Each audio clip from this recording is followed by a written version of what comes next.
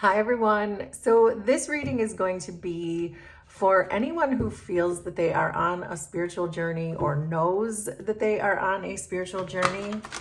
I'd like to do a 6-card spread to try to help us discern where we are on that journey currently, what our distractions might be, what we should focus on, our next steps, what our challenges might be, and ultimately what our destination is meant to be. So I'm going to lay 6 cards in 6 different positions to cover each of those things that I just said.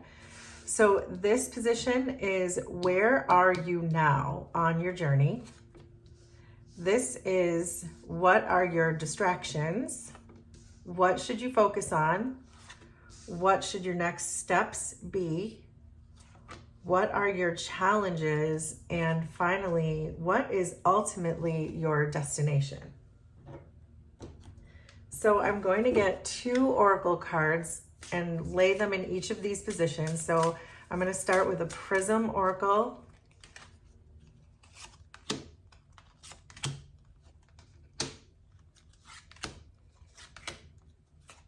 And then finally, we'll shuffle the archetypes and get 1 archetype for each position. And then we can really start to get into this.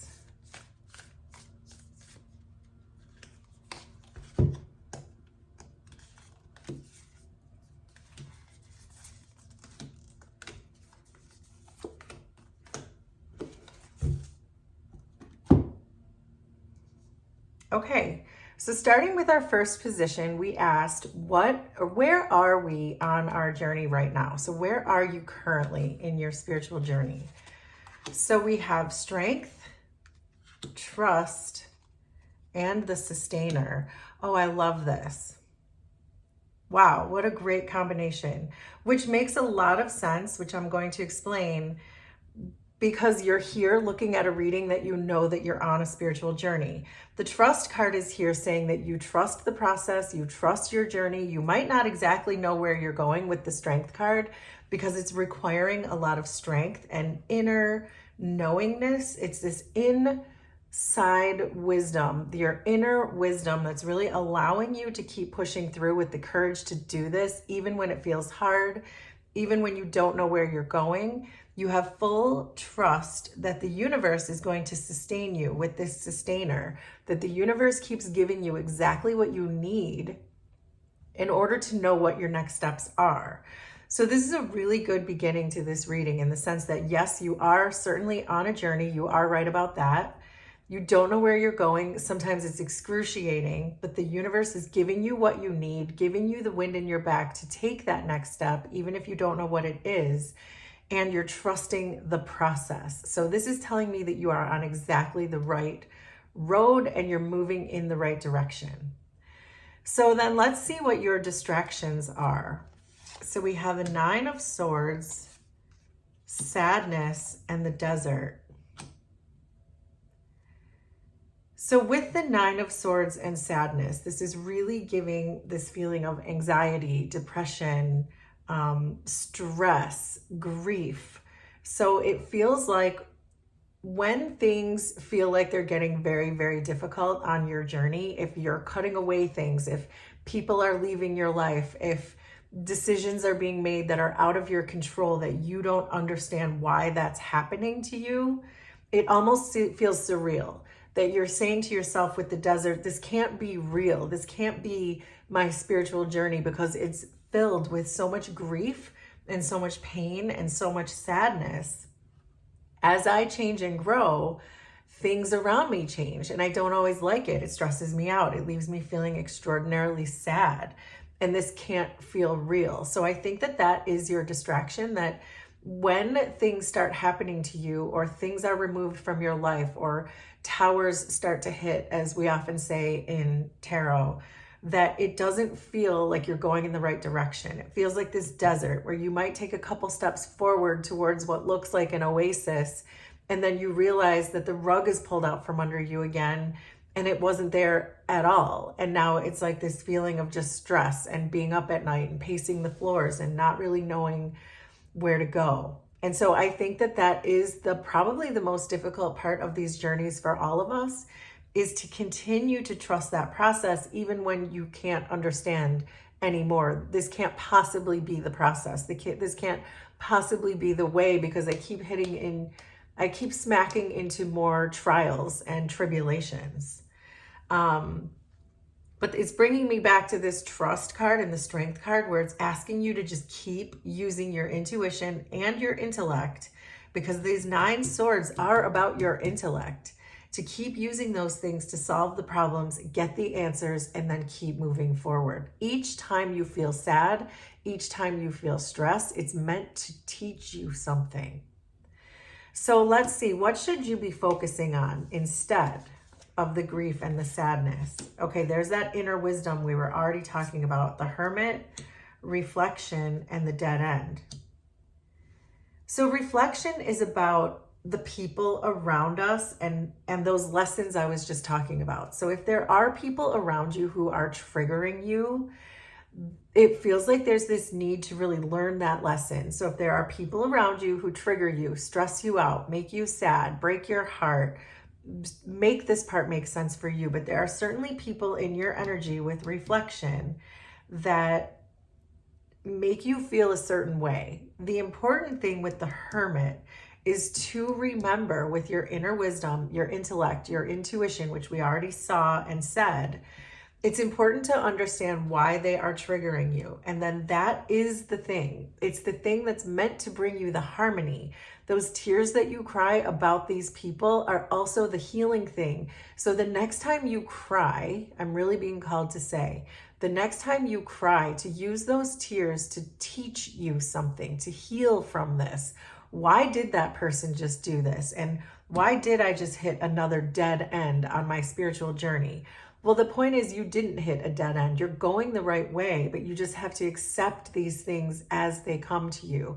As your journey starts to intersect with other people's journeys, and there's a trigger point, there's a knot, there's that karmic spaghetti you have to untie in order for you to keep moving forward. But then you release those people because you're headed this way and they're headed that way. You're only meant to cross paths to untie that little karmic knot. But once you do that, you're meant to move forward, release it, and then all that sadness and that stress will melt away as you continue to move forward. The Hermit can only see the next step in front of them with their lantern. And we saw that here too, that you're really trusting the process, that you know that you're meant to release these things. You can't see where you're going next. You're not meant to see where you're going next. You're meant to trust that the light is going to illuminate the next step that you're meant to take. But the important thing that's really coming through here are the people who trigger you, and letting that sadness be the thing that heals your inner wounds. Let them show you where your wounds are so that you can heal them and release them. So let's ask about the next steps.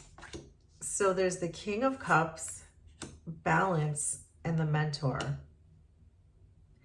Everything that you have learned in what we just talked about, learning how to balance yourself emotionally and understand that these things aren't meant to stress you out forever. They're not meant to keep you sad forever.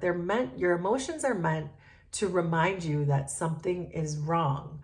Once you know that something is wrong, that is the point where you can start to fix it. You can start to heal it. You can start to draw boundaries, whatever that is for you. But don't let your emotions be your guide. Let the emotions just tell you, hey, something's wrong here, which is exactly what the King of Cups does. The King of Cups is very balanced in their emotions. The King of Cups feels all of their emotions. The King of Cups allows all the emotions to come up to the surface. They're not afraid to feel their emotions. They're not afraid to acknowledge their emotions. There's nothing about the King of Cups that fears emotions. What the King of Cups also does, though, is not allow those emotions to dictate their next actions, other than they use them to fix it. That they never react to a situation, they respond. And that is exactly what a King of Cups does. And we're seeing this card of balance, which is really reiterating that the King of Cups understands that there's a duality in every relationship that exists. Every single interpersonal relationship we have, which we've seen here now, that you have that triggers you, is meant to broaden your horizons, meant to make you a more expansive person. It's meant to show you the different parts of yourself, that this stress and sadness is meant to say, okay, now what do I do to fix it? And the mentor is really important, I think, in this next steps position, because it feels to me like you're the one who's meant to pass this message on. Once you learn these things, the first part of your spiritual journey is about learning how to do what we just said.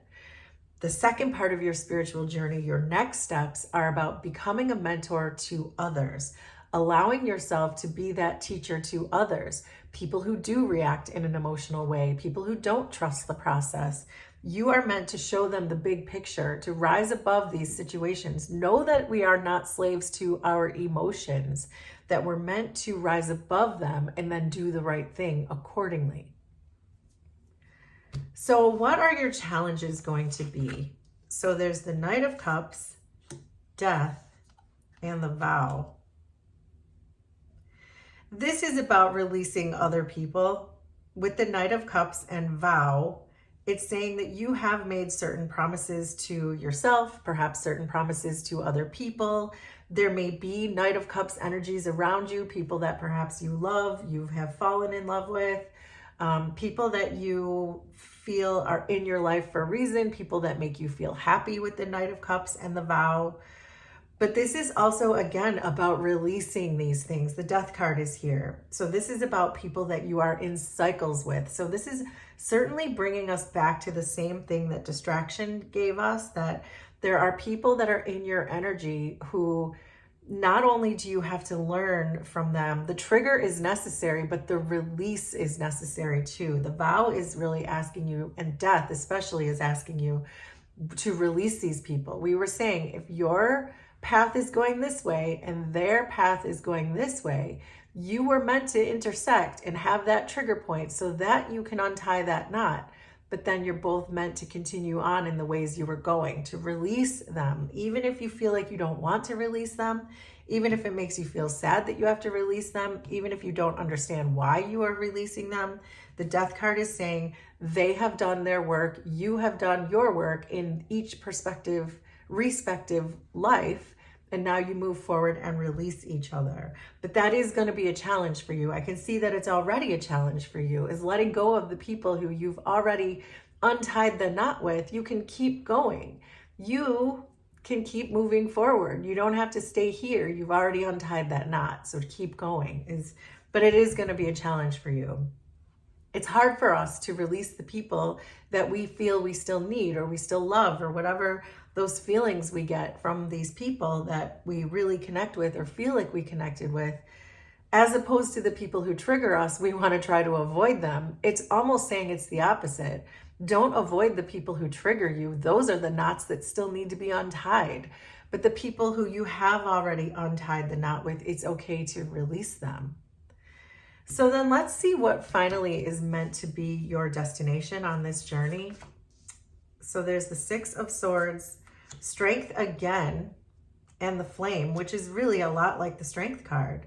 So your destination for this is to find your inner strength, to know that that flame, that vitality, that everything that drives you, your willpower, your confidence, it all comes from within you. And once you realize that it all comes from within you, that's the peace that you're going to make with yourself. You're going to escape all of these situations of karmic spaghetti that still needs to be untied, because you're going to face those triggers. You're not going to run away from them.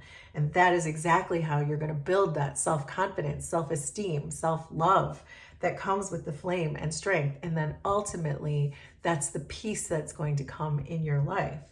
And so I do think that you are perhaps overlooking the key details here when it comes to your stress and your sadness, that is important. Those are the points where you have to stop, untie it before you can move forward.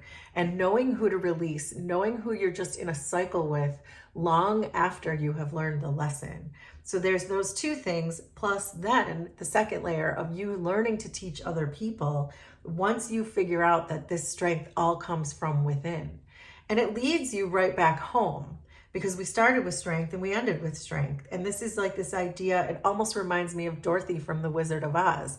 She already had the strength, she already had the courage, she already had the intelligence, she already had the heart, she already had it all. But she had to go on that journey to come home and find that she had it within her all along. And that's what this is telling me, that you have this already, but you got to encounter all these people along the way, along the journey, along the yellow brick road, in order to get to that feeling that, oh yeah, it all comes from me. These people didn't have to stress me out. I allowed them to stress me out. I was just supposed to untie that and find it within me. So, wow, what a great reading. Will you please let me know how this was resonant for you and your spiritual journey? Consider subscribing to the channel if you like my vibe, and we will do this again sometime. Thanks, everybody. Bye.